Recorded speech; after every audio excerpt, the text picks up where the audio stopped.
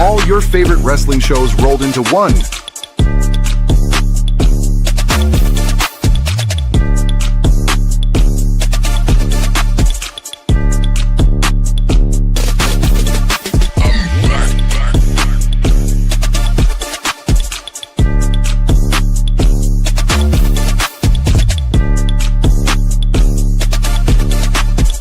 Welcome to the We Book It podcast. Let's start the show.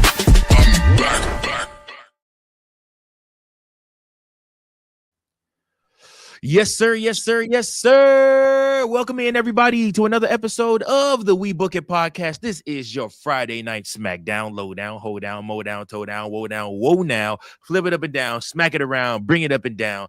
I am your host for this evening, standing in for my big bro, Teddy Long, who is out tonight hosting the SmackDown Lowdown. And y'all, listen, I'm not alone. I got my main man with me, my little bro.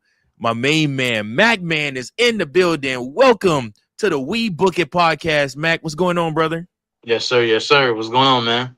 Oh, man, you know, I can't call it, man. Another dope Friday night SmackDown, man. Can't wait to talk to you about it, get your thoughts. Me and you have been talking for weeks about getting this done, man, getting you on the show.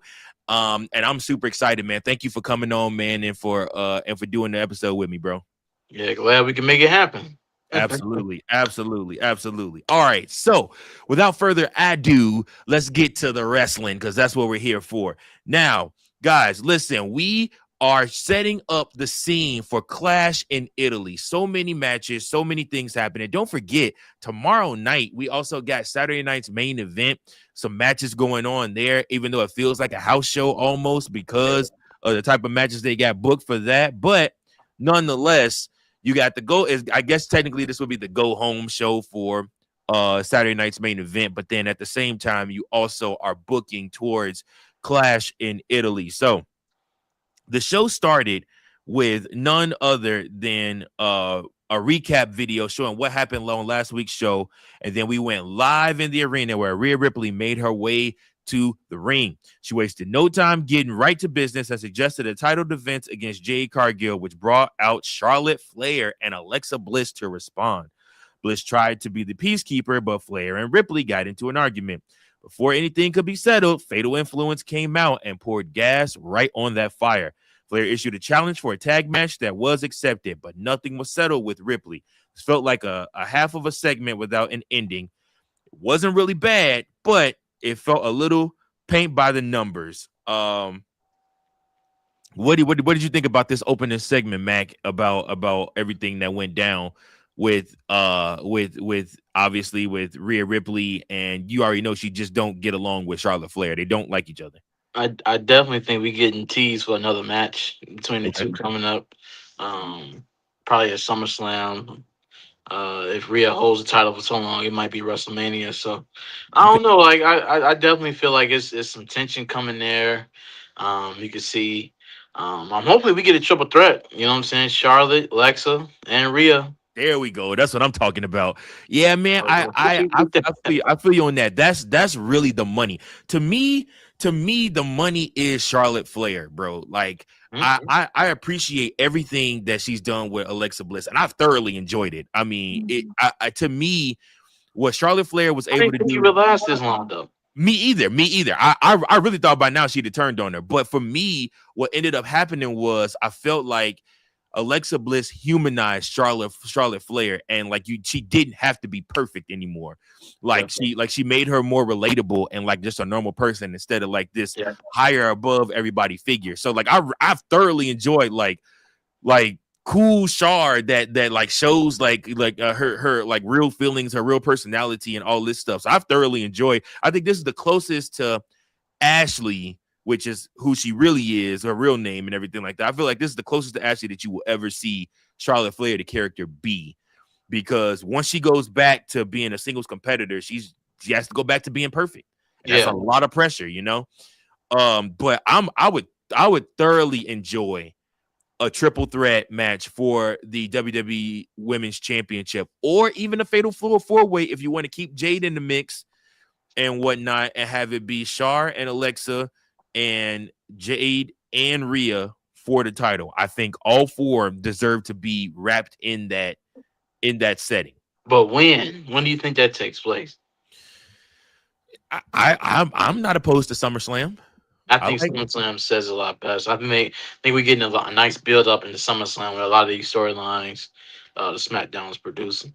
Absolutely, man. I agree. I think that we will thoroughly enjoy SummerSlam. Honestly, bro. Honestly, I'm telling you, I think SummerSlam gonna be better than WrestleMania. I think I can see the build for it. yeah, yeah. I just think in general, I think we're gonna look back at last year's WrestleMania and look back at SummerSlam and say like we thoroughly enjoyed SummerSlam a lot more than WrestleMania. I think the matches that we're gonna get and the build up for that, I think is gonna be hands down better. Yeah. And a lot of returns could be happening too with the injuries. Absolutely, absolutely.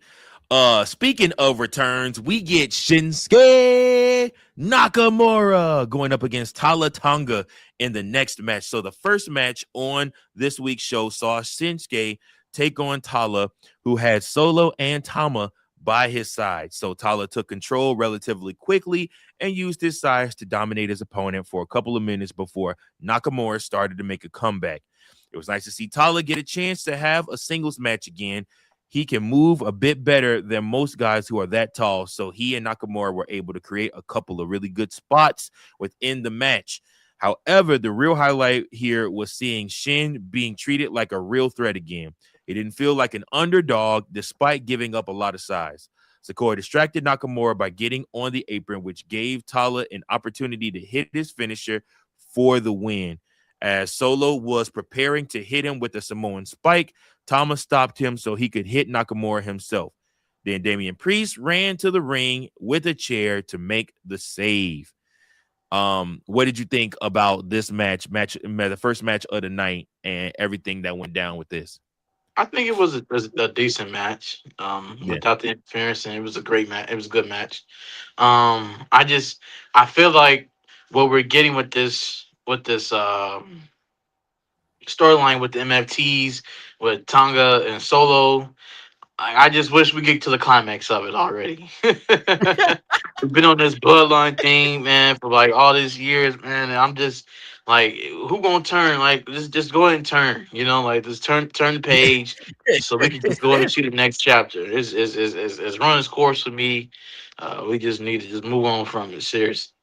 They already That's got rid fair. of JC Mateo. You already know how I feel about JC Mateo, man. We should have did a little bit more better by JC Mateo. And then Facts. we follow up with this crap, you know what I'm saying, with this teasing of a face, a heel turn, whoever we about to get with this Tama Tonga. Yeah, and I'm not mad But I at do at like, but Tama. I do like seeing Tama Tonga get, Tala. Yeah, I am glad to see him get some screen time. He seems like he's showing a lot of dominance.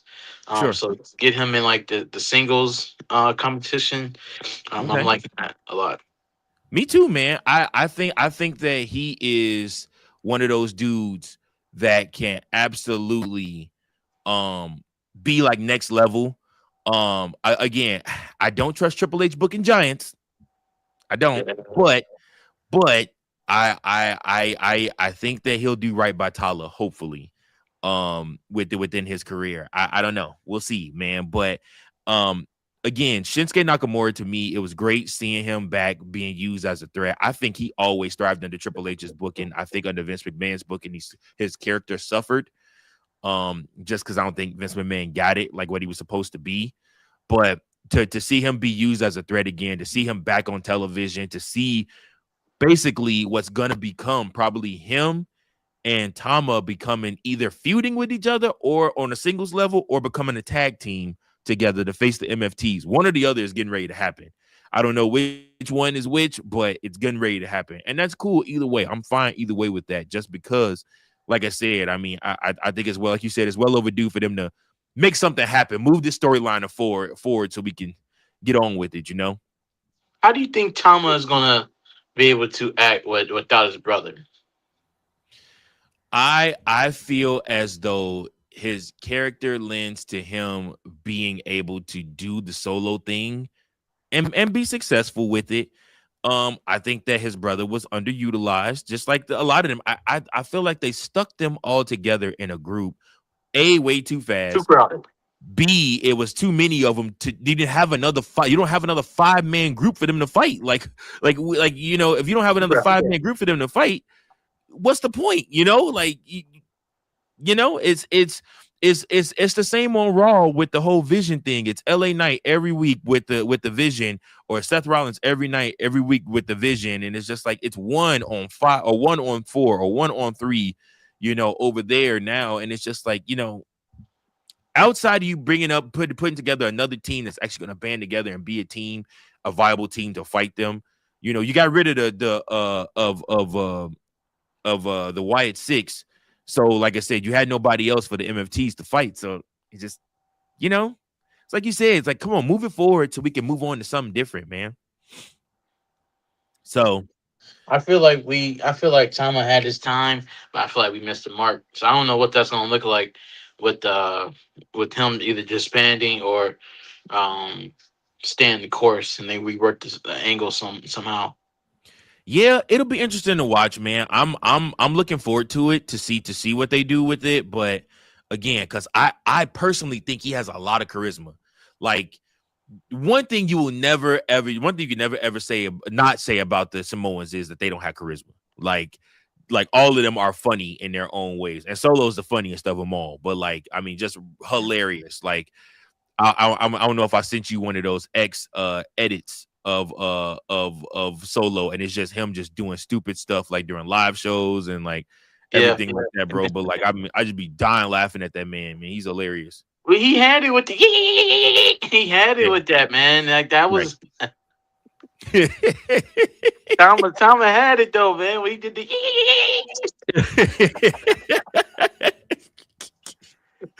Oh man. So yeah, but after this, Royce Keys had some words for the MFTs backstage.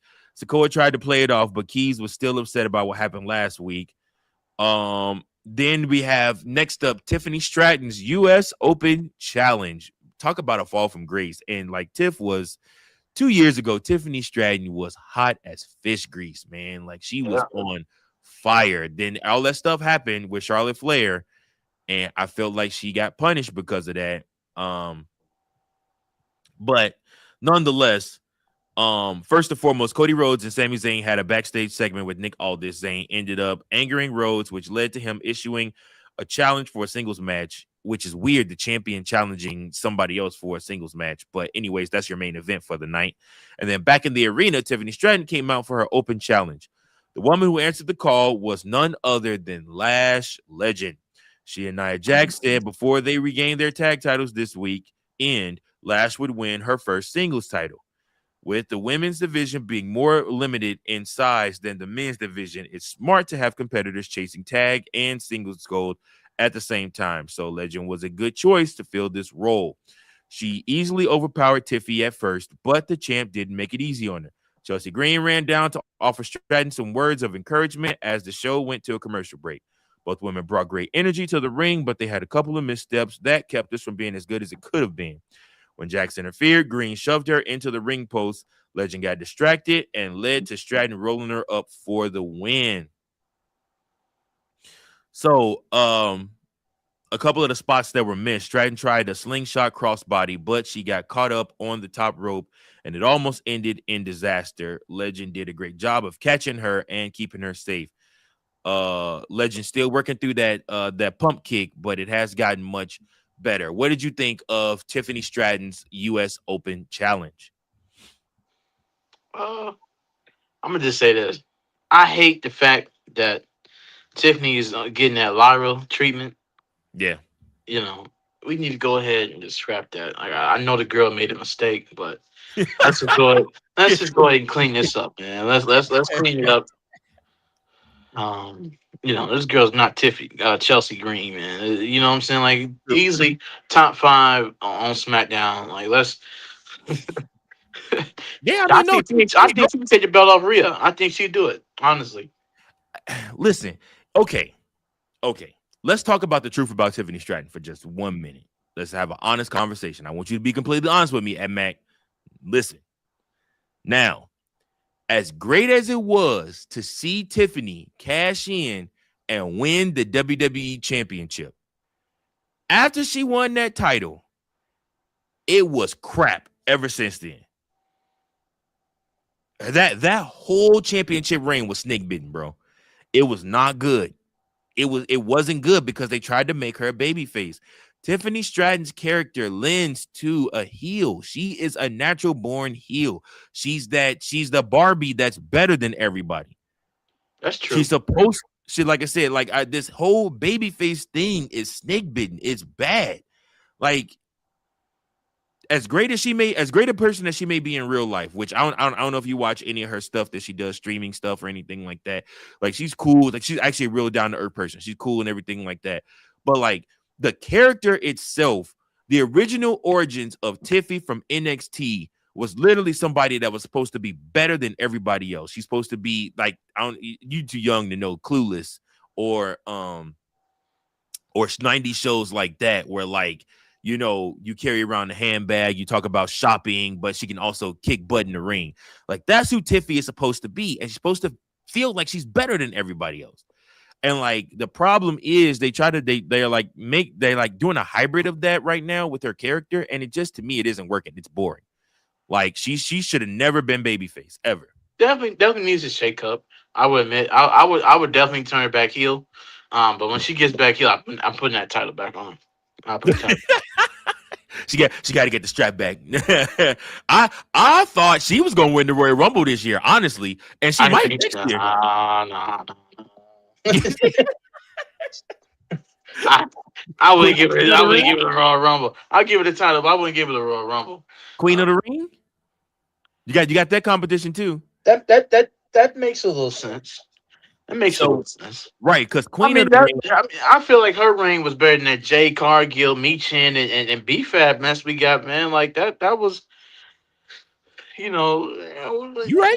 You're right. There's some crazy booking things lately. I'm with you when you're right. You ain't lying. You're not lying. So, you are not lying. Because she definitely was in the right situation, just in the wrong type of feeling to it, I would say. Like, because Jade Cargill never should have had to defend the women's championship against Rhea Ripley. Rhea Ripley never should have left Raw and went to SmackDown. She never. Definitely a terrible decision to put on Raw. Not even close to the type of reception she was getting on Raw. Not even close. Because that was Charlotte Flair's spot. It should have been. It wrote itself, bro. Everybody wanted to see it. Ever since Charlotte came back and Jade appeared, like, there's a whole edit of these two having just these small interactions where, like, teasing it pretty good. Yeah. And it's like, oh my God, like, it's about to happen. And just when you get right there to the end, it's the Elimination Chamber. All you had to do was sign, seal, deliver it. And instead, Rhea Ripley got to stick her nose in there and get the spot for the women's title. And I'm just like, bruh, really? Yeah, I don't understand the Rhea Ripley to SmackDown move. That's why I was questioning it when we first were talking about it. I was like, man, are you sure they finna put on SmackDown? And sure enough.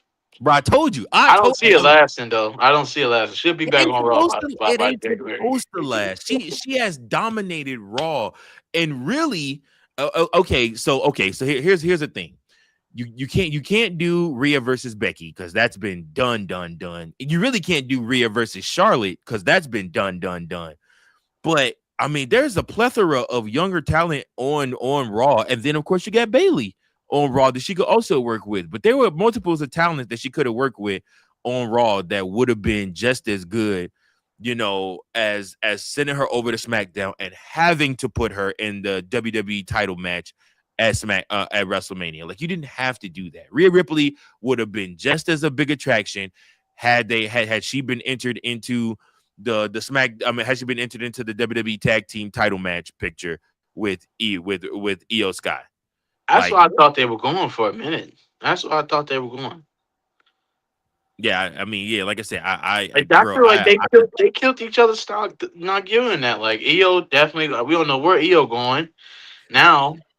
You know, right. Nobody knows what's going to happen to her. Probably like going like 2019 Becky Lynch run. You know what I'm saying? Like, I don't know. We'll have to keep an eye on that, man. But let's move right along. Trick Williams and Carmelo Hayes is your next segment. Trick and Lil Yachty come out to the ring for a segment. They bragged about beating The Miz last week. It took about 30 seconds before none other than Carmelo Hayes comes out to the ring. Melo said Trick screwed him out of his U.S. title, and despite always believing in him, he doesn't think Williams is a fighting champion. Yachty tried to make excuses why Trick couldn't defend the title, but Melo taunted him. Williams said he was willing to face him, but he wouldn't put the title on the line. As anyone would expect, they had a highly entertaining and enjoyable match. Both men felt like they were treating this as more a throwaway match. The crowd was into all of it. Then none other than Ricky Saints showed up to watch from ringside, but he didn't make it clear what his intentions were right away. He got on the apron and caused enough of a distraction for Williams to hit the trick shot and score the victory and beat Hayes. What do you think of this segment? What do you think about the talk? Definitely, this was a candidate for match of the night. Okay, for sure. I think that by us not getting a title match, we're definitely going to expect this in a pay-per-view. Yeah. I don't think this was the end of the storyline for sure. I thought we were getting this at WrestleMania. I honestly thought we were getting this at WrestleMania. Right. Well, at least a triple threat. Yeah. Ricky Saints come in the picture. I don't think it's time to insert him in the U.S. title picture. Okay. But I will say that this match was very entertaining. I'm excited to see where they go with this in the future. But definitely, I will say this. I know this ain't your slogan, but the WWE better not miss with this Trick Williams run. Okay. They better not miss with this one. He's supposed to be a heel. He's got baby face potential with the crowd. The crowd is bought in. Sure. Doing his thing with the title. They putting the rocket on him, having Yachty next to him. Sure. So I hope they close out good with this one. I don't know if I put the title on him, the WWE title on him, but I he needs to hold this title for a while. And you're absolutely right. I think that this still has a lot of legs left on it as far as Trick Williams goes, and I definitely think that his heel run itself is just getting started. He will eventually have to turn babyface, though. They even thought about doing it really at Mania, like doing a double switch. There was rumors there was going to be a double switch at Mania and turn Sammy heel. Coincidentally enough, Sammy just kind of it's weird because Sammy's a tweener and Trick Williams is still fully heel, and refusing to do titles, open challenges, and everything like that. But again, like I said, it will come to fruition in time. And the biggest U.S. title match is Trick Williams versus Carmelo Hayes. I think that's biggest. What everybody wants to see. Yeah, and do it multiple times with multiple different stipulations. Like you can literally treat them like they did Triple H and The Rock in 97, 98, where they were fighting for the Intercontinental Championship, and then you can literally transpose that feud right over to the world title in 4 to 5 years and had them fighting for the world title the same exact way that they were fighting for the United States Championship. So good points there. All right, next up, we go Charlotte Flair and Rhea Ripley versus Toxic Attraction. So the next match on the show saw Flair and Ripley team up to take on two members of Toxic Attraction, Lainey Reed and Fallon Henley. The Queen started against Henley and easily took control. She used her rolling head scissors sequence before the Eradicator tagged herself in. Flair and Ripley had a slight disagreement, which allowed Reed to tag in her partner. The newest member of Toxic Attraction had a brief flurry of offense before Rhea threw her with a fallaway slam. Flair tapped her on the head to tag back in, which caused more friction. This could have easily been a throwaway match that ended in a few minutes, but they were given 2 segments to work, so they made it feel competitive. It was especially nice to see Henley and Reed get a chance to show off while Jane supported them from ringside. Ripley was about to win with Riptide, but Flair tagged herself in and stole the pin. Bliss tried to help them celebrate, but you could see a look of frustration on Ripley's face. Next thing you know, Cargill, B-Fab, and Michin show up and attack the baby faces alongside Toxic Attraction. Cargill hit Rhea with a jaded finisher to end the segment. What did you think of this segment? I was surprised to see Rhea and Charlotte together on the tag team. Yeah, Like I said, I think we still continue to see the build of a potential match coming soon, mega match coming between them. yeah. Uh, I like the TV time Fatal Influence is given. It's definitely better than Chelsea Green and Piper Niven. Uh, Hey, hey, listen, listen, listen. Let me tell you something. I love Dewdrop. All right, I don't care what you say. Happy Niven is my girl. that Hands was down. college. And I'm Yeah. serious. You got Piper Niven flopping on people. You know, you got Chelsea Green What's doing the that difference between presidential run. Niven? And she's not even American, bro. She's Canadian. Like, what are we doing here? Um, but I mean, I like the way that they're bringing on Fatal Influence. Right, picked off right where they left off at NXT. Right. Um, but I'm interested to see where this Charlotte and Rhea thing is going to go now. They got a match tomorrow, Saturday night's main event with B-Fab Yep. and Jade Cargill. Excited to see what happens with that. Yeah, me too, man. Like I said, I'm definitely looking forward to it. I think that, like I said, it's gonna be an exciting match to watch tomorrow on the Saturday night's main event. And we'll see what happens from there. Next up, WWE Tag Team Champion Damian Priest goes up against Solo Sikoa. So after what happened earlier in the show, Sikoa and Priest were booked in a singles match. Tala and Tama were at ringside, but R-Truth was not present in Priest's corner. As soon as Solo got into the ring, Priest hit him with the clothesline to send him right back out. So the ref called for the bell and got things underway immediately. After a break, the Archer of Infamy hit a superplex.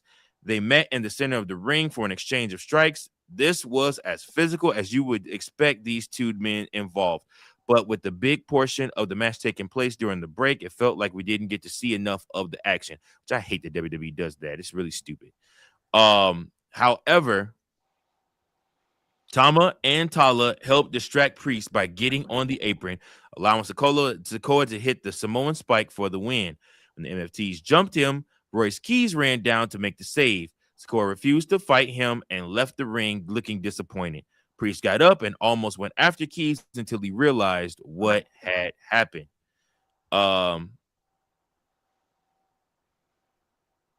A Priest almost attacking Keys opens up an interesting possibility for a match, but WWE probably won't pursue it right away. What were your thoughts of this match, sir? Um, I almost thought we was gonna get a Powerhouse Dobbs heel turn. Okay. I almost thought it looked like it was about to happen. They both was facing off. You had the signature look at them, you know. Yeah. But back to the match before we go that far. The match was real solid to me. I feel like we saw a lot of athleticism from Damian Priest. Solo did his normal thing. I was kind of shocked to see Solo come away with the win. Because normally on our brand shows, Priest normally walks away with a lot of wins on those shows. True. To see Priest lose kind of shocked me a little bit. But I hope this is not a bill for them to take back these tag team titles. Um, if anything, since Truth is out, maybe we'll get a Dobbs and Priest tag team action going. They get Right. keep the titles on them a little bit longer. Um, I don't know if this is the right storyline for Dobbs.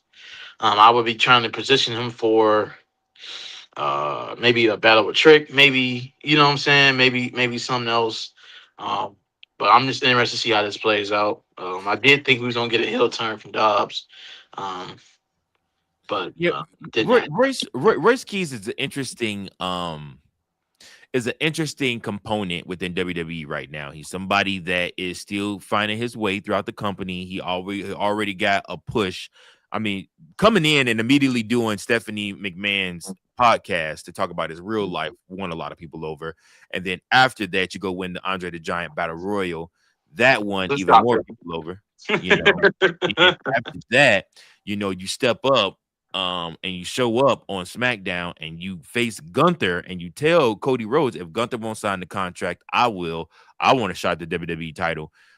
that in itself, all of those moments are building towards what is going to be a very, very strong run for him.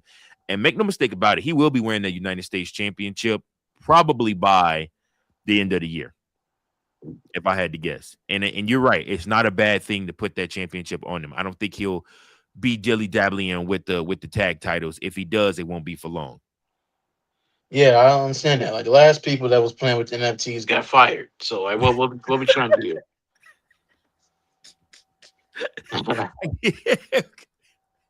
R.P. Bray Wyatt though, man. R.I.P. to Bray Wyatt, man, the realist. All right, folks, your main event of the evening: Sami Zayn versus Cody Rhodes. This week's main event saw Cody Rhodes take on a man he used to consider one of his best friends in Sami Zayn. He started with a simple lockup into a headlock sequence. Zayn scored the first real takedown with an arm drag, and then he offered his hand as a sign of respect. Rhodes shook it, but also pushed it away at the end. Zayn took control heading into the break by tripping Rhodes when he went for a move from the top rope. These two know each other well, but it's been almost 10 years to the day since their last singles match against each other. So this felt fresh compared to what we most will see from week to week. Zayn might be on the path to being a heel, but it isn't taking shortcuts yet. So this still felt like a face versus face match in some respects. Both guys did a good job selling the story. Gunther got involved, but Rhodes used it to his advantage and ended up hitting Zayn with the crossroads for the win. Zayn looked like he was going to help his friend, but he ended up letting Gunther choke Cody Rhodes out. Man, and that was the end of SmackDown with Gunther making a statement, holding up the WWE Championship. What were your thoughts on that one, Mac? All right, I'm about to say something. I really do. I'm a big fan of Cody. Sure. But I have to ask, Uh-huh. do you not think that maybe he raises his hand just to get the heel turns on him? But it seems like everybody got to turn heel on Cody, bro.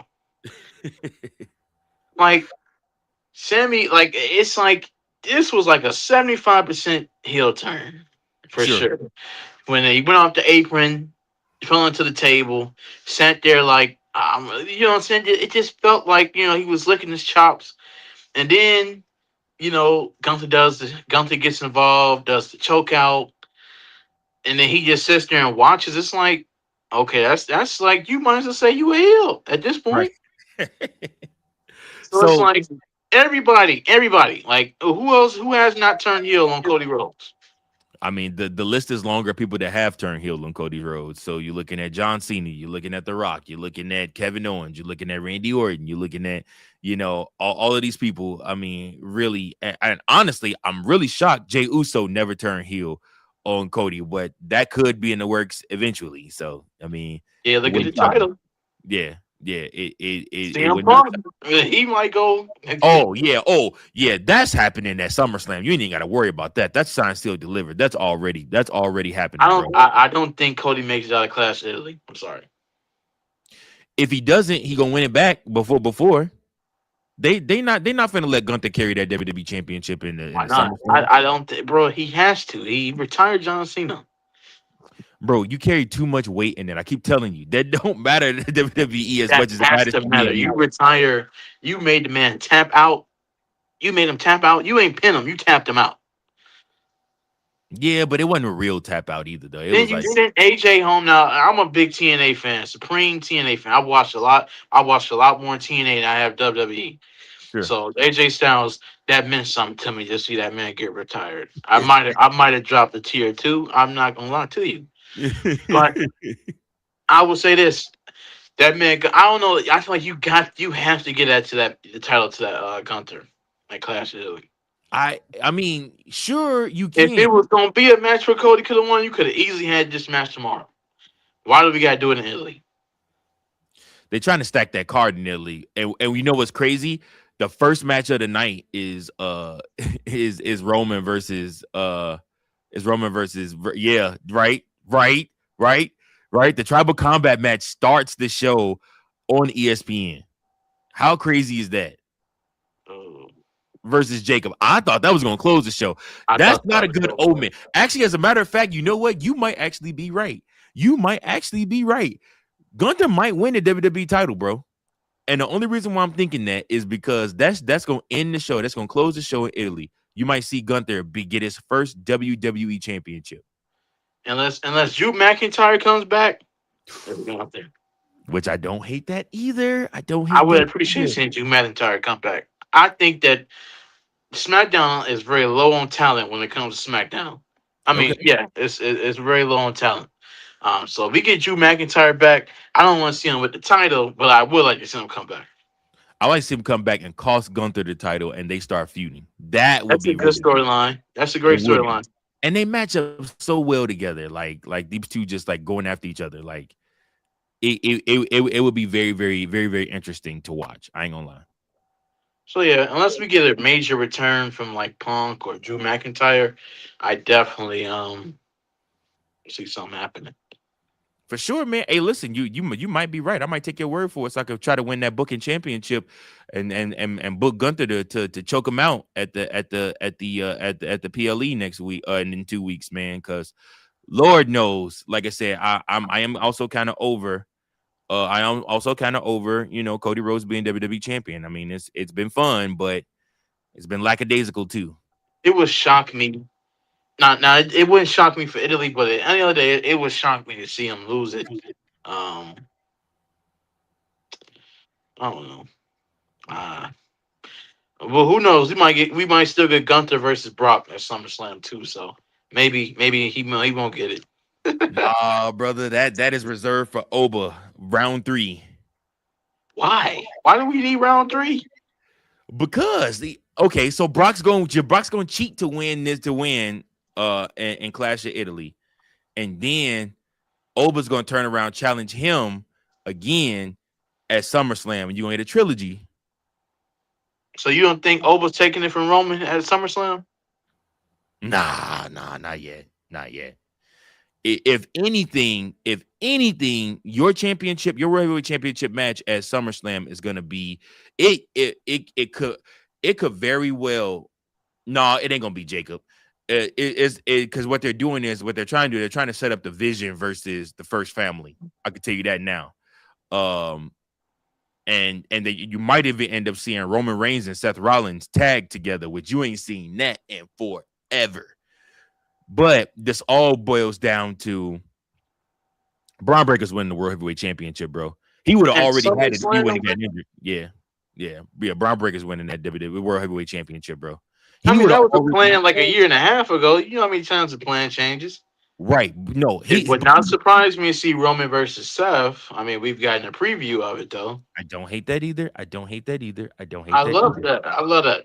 But I'm telling you, it's going to end up being that World Heavyweight Championship is as good as Braun Breaker's, bro. Just trust me on that. It's his.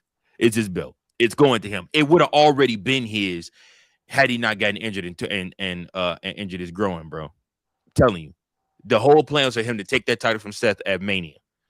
And like I said, and then he got injured, and then Seth got injured, and then literally had to scrap everything and move forward with Punk. It was supposed to be Cody versus Roman for the WWE title, the rematch from WrestleMania 40.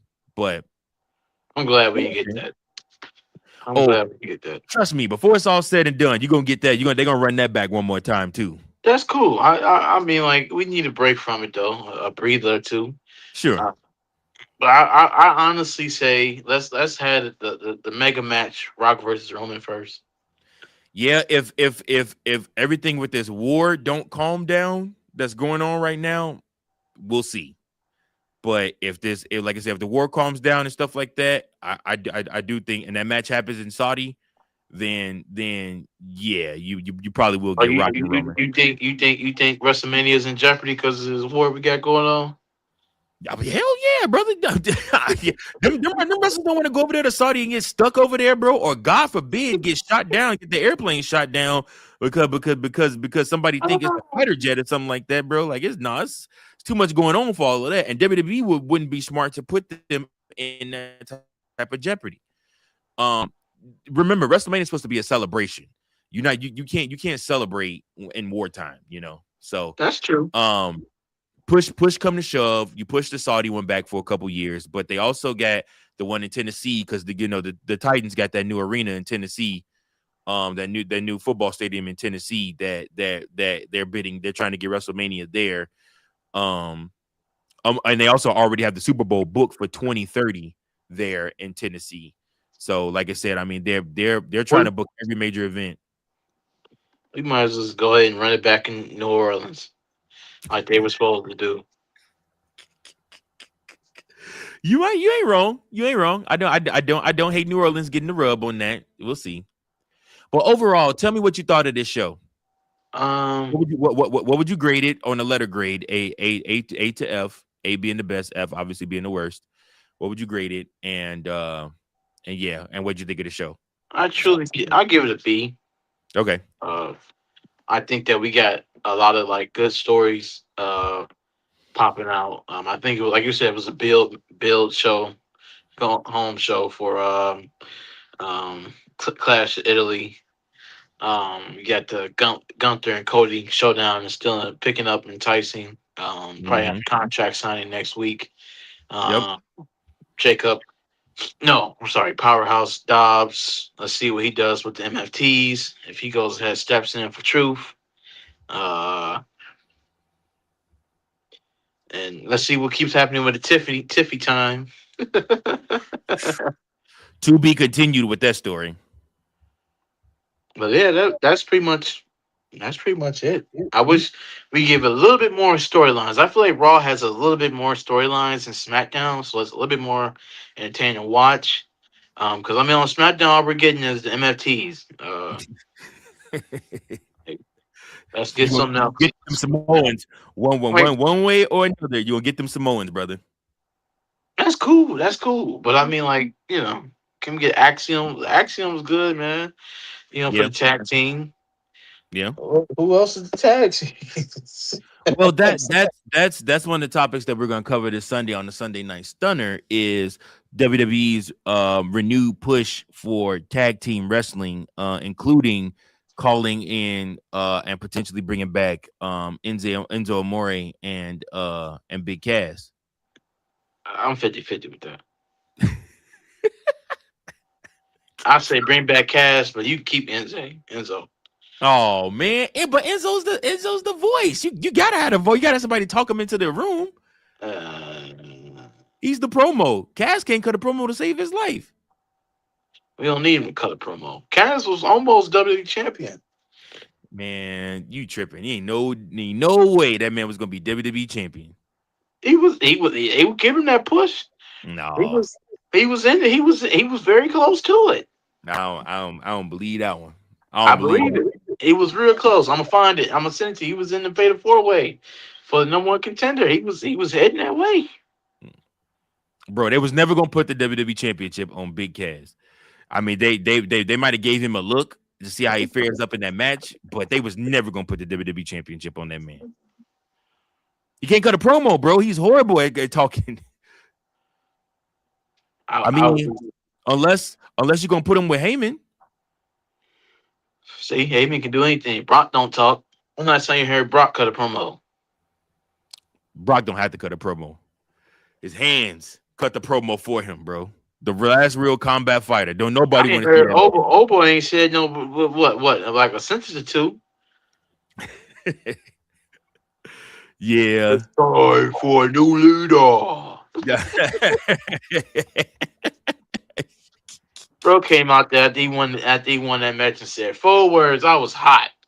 Yeah.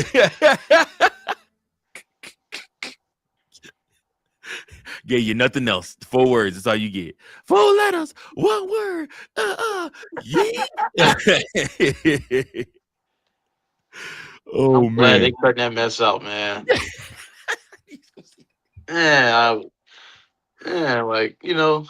I think that helped his career, but it killed his career at the same time. Because you would notice, like, every time he'll come down off the ring and he'd do the yeet, yeet, yeet, he'll be wore out by the time the match is over with. I've never heard anybody explain it like that, but you're absolutely right. Like all that yeeting and everything like that stuff exerts a lot of energy. He's wore out by the time the match is started. Gassed already. He can't fool me. I knew what them replays was. Let me recatch myself.